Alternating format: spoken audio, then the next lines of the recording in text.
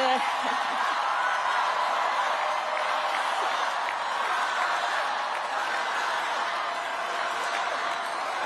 Good afternoon, everyone. Good afternoon.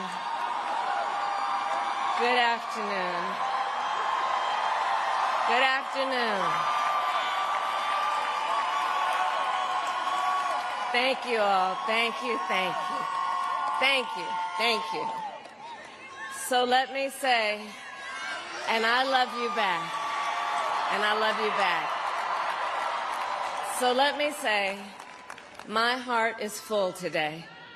My heart is full today, full of gratitude for the trust you have placed in me, full of love for our country, and full of resolve. The outcome of this election is not what we wanted, not what we fought for, not what we voted for, but hear me when I say, the light of America's promise will always burn bright. As long as we never give up and as long as we keep fighting.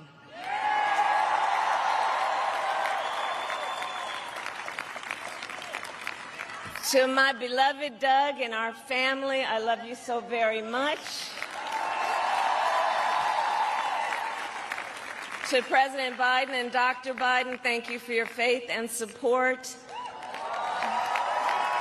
To Governor Walz and the Walz family, I know your service to our nation will continue. And to my extraordinary team, to the volunteers who gave so much of themselves, to the poll workers and the local election officials, I thank you all. Look, I am so proud of the race we ran and the way we ran it, over the 107 days of this campaign. We have been intentional about building community and building coalitions, bringing people together from every walk of life and background, united by love of country with enthusiasm and joy in our fight for America's future. And we did it with the knowledge that we all have so much more in common than what separates us. Now, I know folks are feeling and experiencing a range of emotions right now. I get it. But we must accept the results of this election. Earlier today, I spoke with President-elect Trump and congratulated him on his victory. I also told him that we will help him and his team with their transition, and that we will engage in a peaceful transfer of power.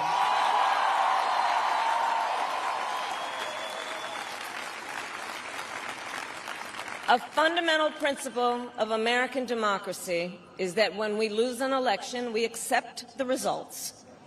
That principle, as much as any other, distinguishes democracy from monarchy or tyranny, and anyone who seeks the public trust must honor it.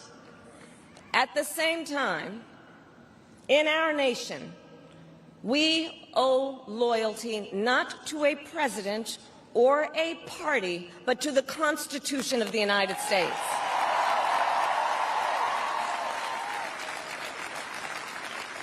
And loyalty to our conscience and to our God.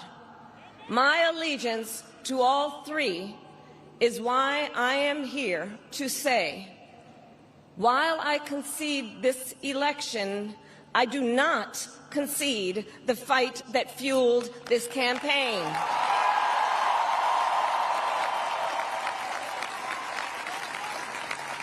The fight for freedom, for opportunity, for fairness, and the dignity of all people, a fight for the ideals at the heart of our nation, the ideals that reflect America at our best. That is a fight I will never give up.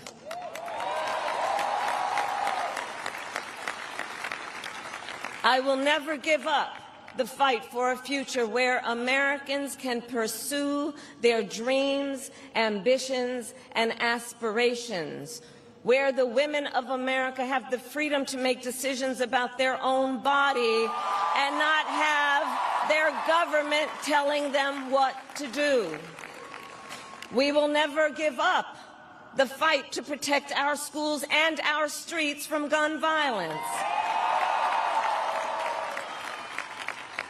And America, we will never give up the fight for our democracy, for the rule of law, for equal justice, and for the sacred idea that every one of us, no matter who we are or where we start out, has certain fundamental rights and freedoms that must be respected and upheld.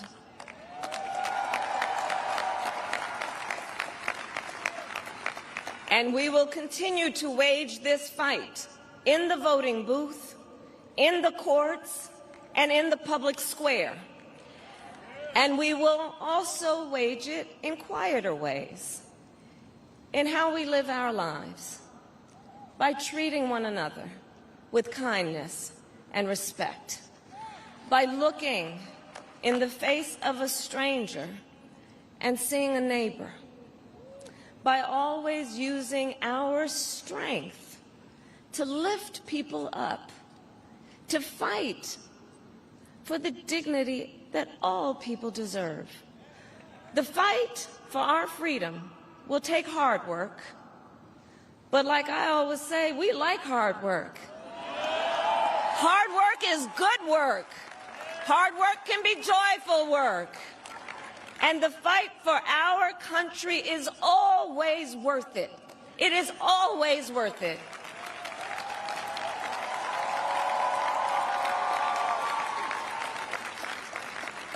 To the young people who are watching, it is...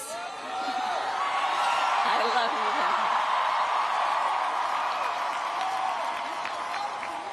you. To the young people who are watching, it is okay to feel sad and disappointed, but please know it's going to be okay. On the campaign, I would often say, when we fight, we win. But here's the thing. Sometimes the fight takes a while. That doesn't mean we won't win. That doesn't mean we won't win. The important thing is don't ever give up. Don't ever give up. Don't ever stop trying to make the world a better place. You have power. You have power. And don't you ever listen when anyone tells you something is impossible because it has never been done before.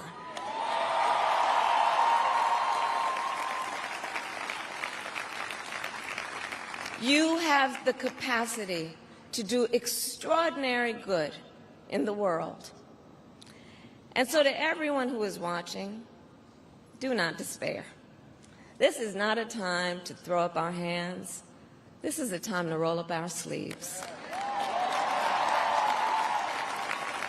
This is a time to organize, to mobilize, and to stay engaged for the sake of freedom and justice and the future that we all know we can build together. Look, many of you know I started out as a prosecutor, and throughout my career I saw people at some of the worst times in their lives, people who had suffered great harm and great pain, and yet found within themselves the strength and the courage and the resolve to take the stand, to take a stand, to fight for justice, to fight for themselves, to fight for others, So let their courage be our inspiration. Let their determination be our charge. And I'll close with this. There's an adage an historian once called a law of history, true of every society across the ages. The adage is, only when it is dark enough can you see the stars. I know many people feel like we are entering a dark time, but for the benefit of us all, I hope that is not the case. But here's the thing, America, if it is, let us fill the sky with the light of a brilliant, brilliant billion of stars. The light of optimism, of faith, of truth, and service.